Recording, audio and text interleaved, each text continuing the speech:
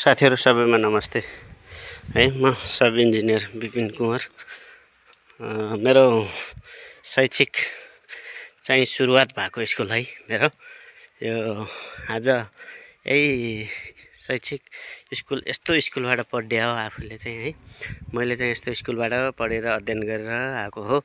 अहिले चाहिँ यो प्लस यो भवन थप्यो पछि यसमा चाहिँ अध्ययन ल्याउन पाएन। मैले नल्याए पनि मेरो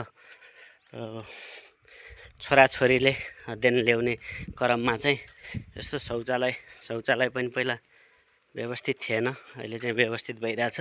धेरै समय परिस्थिति अनुसारले चलिरहेछ भने अब राष्ट्रिय गान पनि छ यहाँ। त्यो सँगसँगै विशेष गरी अहिले चाहिँ म चाहिँ यहाँ पानी प्युरिफाई जोड्न आएको छु। प्युरिफाई चाहिँ हाम्रो नारायणले जोड्दै हुनुहुन्छ यतातिर भने यो चाहिँ हामीले इन्स्टल गरेर चाहिँ यहाँ धारा राख्दैछौँ हाम्रा छोरा छोरीहरूको लागि प्लस म्यामहरूको लागि राखिदिँदैछौँ भने यो फिल्टर चाहिँ यही नै हो है। हामीले यहाँनिर एडजस्ट गर्छौँ अनि माथिबाट लाइन ल्याएर चाहिँ पहिला फिल्टर गरेर यसले फिल्टर गर्छ है। शुद्ध 48 घन्टासम्म खाएर पचाउने खालको पानी फाल्छ यसले।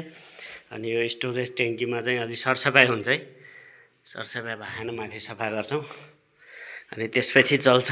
यो चलिरहेछ भने म यस्तो सानो झुपडी पहिलाको सरकारी स्कुल हो है।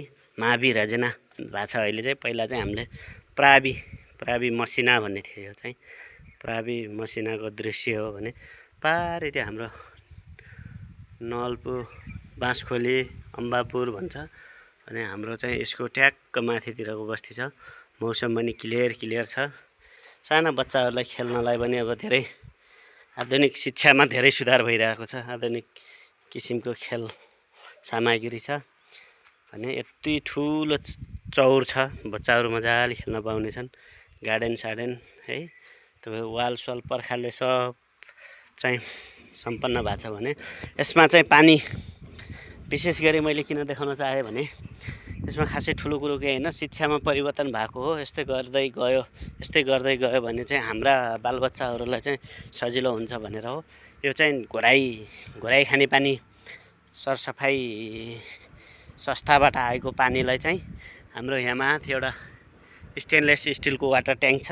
त्यसबाट पाइपलाइन लिएर त्यो फिल्टरमा दिन्छौँ। हामीले चाहिँ यो स्टेनलेस स्टिलको वाटर ट्याङ्कबाट नै फिल्टरको पानी दिनुपर्छ भन्ने धारणा छ भने हाम्रो कालो पाइपबाट पनि दिँदैन। हामीले सिपिबिसी पाइपबाट दिइरहेछौँ। यहाँ चाहिँ जोडेर चाहिँ हामीले यो धाराको पोइन्टहरू राखिसक्यौँ है। अब हामीले कतिसम्म हुन्छ त्यतिसम्म देखाउँछौँ।